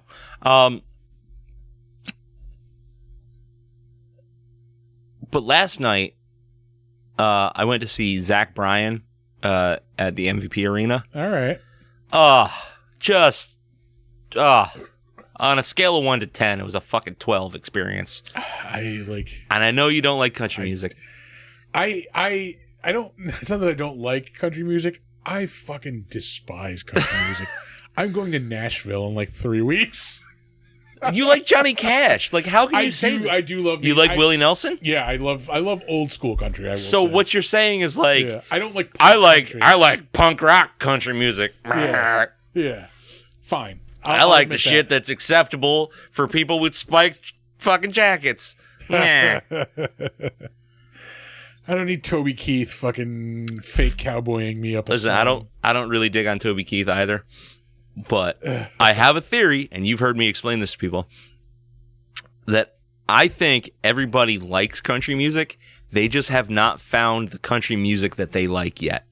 There's something to that argument. Because like I said, I do love some old school fucking dirty ass country. Yeah. Like there's something out there for everyone. You just have to find the one that covers the content you want to listen to and sings it in a way that you want to hear it. Yeah. Because not everything is like the super twangy, like I don't need some dude in a fucking shiny shirt and fucking cowboy hat and boots fucking singing a pop song at me. Like, And you might, I don't know if you've ever heard any, but you might dig Zach Bryan. Maybe not. Maybe not. Maybe you'll like Lucero, which is like a country band, but they've got punk rock roots. I'm trying to think of the last. Like I got into like a little bit of like Wilco and like Uncle Tupelo, like that. I could kind of get on board with. Okay, so that's alt country. Yeah. Like Sun Volt. and stuff like that. Yeah. I don't like Wilco. Squeeze with me on this. Yeah. Yeah, like they're not my favorite. But Volbeat is nowhere near country music, my dude. Like, nah, no way. They're not like, I'm never gonna like, oh Christ, I need to throw on some Wilco. But there are songs like I hear like, oh fuck, I dig this song. Like, yeah. Well, I mean, for me, Wilco is just like. Oh, I think we're about to get interrupted. He's with me. Hey. Yeah. Oh, buddy. Jeez. Trying to keep the dog from running out of the house. Howdy. Rawr. Okay. I don't know. Wilco just like the songs are just so fucking sloppy and not well played. I can see that. And it's just a fucking mess. I know I've seen Wilco live, probably at Bonnaroo. Yeah. And don't get me wrong, like Jeff Tweedy is like iconic. He's fine, but there's a guy my old job, I used to call asshole Jeff Tweedy. Just because he looked kind of like Jeff Tweedy and he seemed like kind of an asshole. Yep. Yep. Although from what I understand, Jeff Tweedy, kind of an asshole. Yeah. From what I've heard. That's why Uncle Tupelo is not a band anymore. Yeah. For the uninitiated, you had Uncle Tupelo, which was like one of the original alt country bands. Yeah, I want to say Wilco was at SPAC. I think I saw them at SPAC. And then they split up and became Wilco and Sunvolt. Yeah. Sunvolt is where like all the talented musicians went. And Wilco is where Jeff Tweedy went. Yep. Oy vey. I can't believe I killed that second club. You hear that, you club? Your beer is delicious, and you should sponsor us. I'm about halfway through one. Yeah. My second one, actually. Once all these fucking hick hunters show up, the movie picks up the pace like a lot. Yeah. And that's where it starts. Like, I don't want to say like the human stuff is not interesting, but like it sets up this big shit, and then it turns into just like family squabbling, and then big shit happens again. Yeah. This fucking dude with like the German fucking hat. Like, he wore that hat at like, the local Oktoberfest also. Oh, like, fucking A. Yeah. That's a guy with lederhosen. I'm trying to think of other like country-ish bands I have seen live. I mean, I've seen Chris Christopherson live, but I wouldn't say I'm a huge fan of his. Yeah. I like him. He great songwriter. Yeah, oh fuck yeah. Fucking when he writes songs for other people. He was one of the fucking highwaymen. He was one of the highwaymen. Yeah. I was a highwayman. I've seen Willie Nelson live. I never saw Johnny Cash live, unfortunately. I think I'd like to see Willie live. I don't love all of Willie's music. Yeah, I'm not like a super fan, but like. But that's got to be an experience. Yeah, just to cross off the list, I've seen Willie Nelson live. Fucking, I got to check that box. Yeah. Oh, the movie's ending. I'm going to throw us back to our main view. That's been our first stream along. Hopefully, we don't get any kind of copyright strikes. We did show a tit. Apologies. Yeah. Let's not get banned for that. I think it'll be fine. The woman that was in the movie that was also the one that did all the makeup and was the zombie eating bugs. Yes. Also took all these photos at the end of this movie. Okay.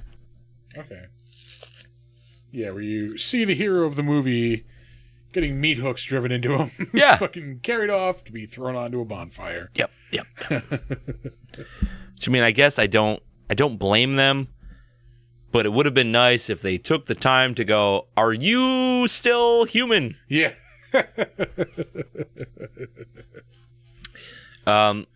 Which a lot of people will say, like, this is a study on civil rights and racism, but it really isn't. Like, they just thought he was the best actor, so they made him the best. They made him the main character. Yeah, one of them happens to be black. Yeah. So people kind of ascribe things to it that may not have been there. Yeah, and I think George Romero started like sniffing his own farts when people were making all these assumptions about that, and so he decided to make his movies about social commentary. It is not uncommon for an author to be like, yeah, no, that's what I totally meant it. Yeah. Not the case here. Yeah. But there's always that whole like, well, the author sometimes doesn't know what they're referencing or shit like that. It's asinine, but yeah. I had an English teacher who would, like, she would interpret all these things that we read. It's like, this means this and this means this. So I would always ask her, like, how do you know that? And she was, well, that's what it's what I'm inferring from. Clearly, it's what they mean. Yeah. Well, how do you know? Yeah. So what you're saying is you're making it up, and maybe he just thinks the curtains are red because they need to be red. Yeah.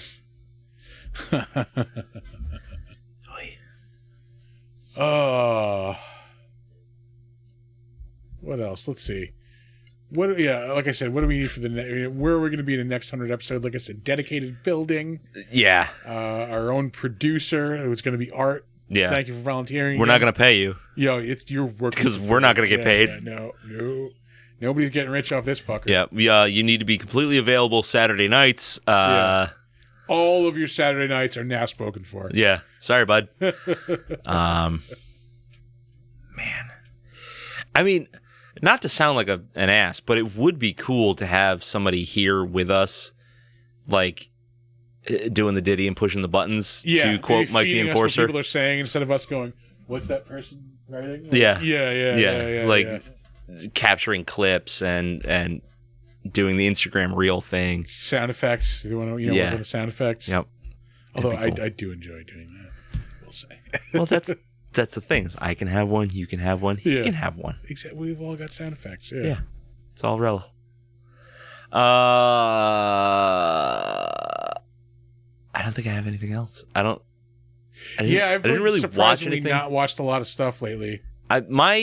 My watching time has been just like dwindling. And I did rewatch The Bear this week. That was a fucking great show. Yeah, it was. Yeah. That show made me want to start just calling people chef. Yes, chef. Because it's coming back in a couple weeks. So I rewatched Oh, is it? Yeah, the 22nd, I think it comes back. Good. I was hoping it wasn't canceled. Yeah, no, that show is really fucking good. Yeah. I'm really excited to see where. Cook. Yeah. Really excited to see where it's going. Yeah. When is it coming back? June 22nd. June 22nd. Okay. Yeah. Maybe I'll rewatch the last couple episodes or something. It's only 8 episodes, so it's like a 4-hour fucking rewatch. It's pretty quick. Yeah. Yeah, I think I burned through that in a weekend. Yeah, I know I did for the first time. And I think it took me maybe a week this time to rewatch it again. Yeah. Yeah, because I was watching. I would start watching that at like 8 or 9 and watch like 3 or 4 episodes at a rip. Yeah. It's fucking just riveting.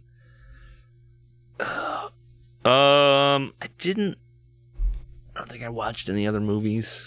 Yeah, there hasn't been like much out to watch really. I'm trying to think. I almost started watching Lawrence of Arabia. Really? So I've never seen it. I need to watch it. I think I've seen parts of it. It's a 4-hour I would movie. catch pieces of it on like TCM or whatever. But I just never sat down for the whole thing. That's a long movie. It's what you call a cinematic experience, I think. I don't know. Yeah, there's a lot of movies out there that I want to watch. Like my HBO Max like watch list is all just like old shit that I never watched. Like The Man Who Knew Too Much, fucking that like a bunch of old Japanese black and white movies. I don't miss being stuck in my house with no place to go. But one thing I really do miss about like being in quarantine was having that ability to just once a day watch a movie. Yeah. And like I tried to watch things I'd never seen before, like just cross off like major movies that I just had never seen, like things that I wanted to see and never caught. Like I miss having that freedom to just once a day sit down and be like, all right, what movie am I going to watch right now? Yeah. Yeah. Yeah, because I think I've got like the Lady Snowblood movies on my list. Yeah, there's so much stuff on like TCM that I want to watch. Funny Games. Yeah, I did watch that at one point, which is still not a great movie. I did not enjoy that movie. Oh, no? Yeah, no. It's held in high regard. Yeah. But let's see, what's another thing I know I've got to watch? Jesus Christ, what was that first Coen Brothers movie? Blood Simple? Yeah. Yeah, that's a good movie. That's on the list. Like, HBO Max has a shitload of really, really good movies. There are some good movies on there, yeah. You just gotta find them. Like, their user interface is trash. That TCM section is gold, man. Yeah. Yeah. I gotta check that out. All right.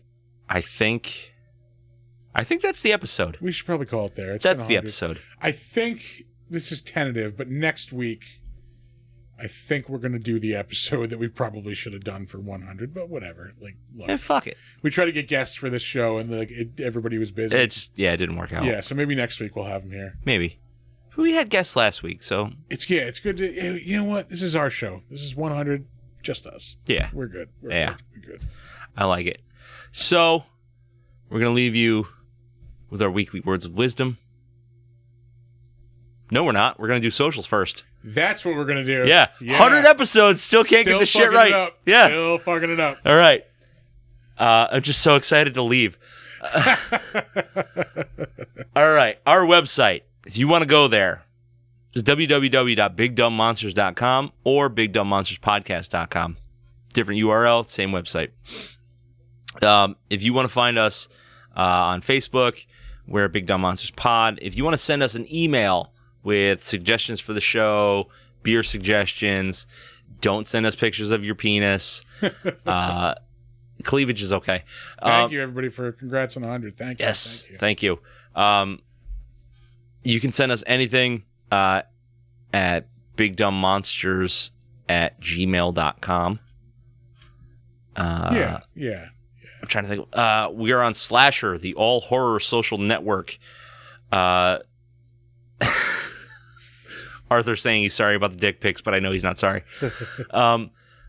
We are on Slasher, the all horror social network. We are Big Dumb Monsters Podcast, and you can find us on Facebook at Big Dumb Monsters Pod. I said that one first. Did you really? I did. It was fucked up because I did that one before the email. All right. Yeah. I believe you.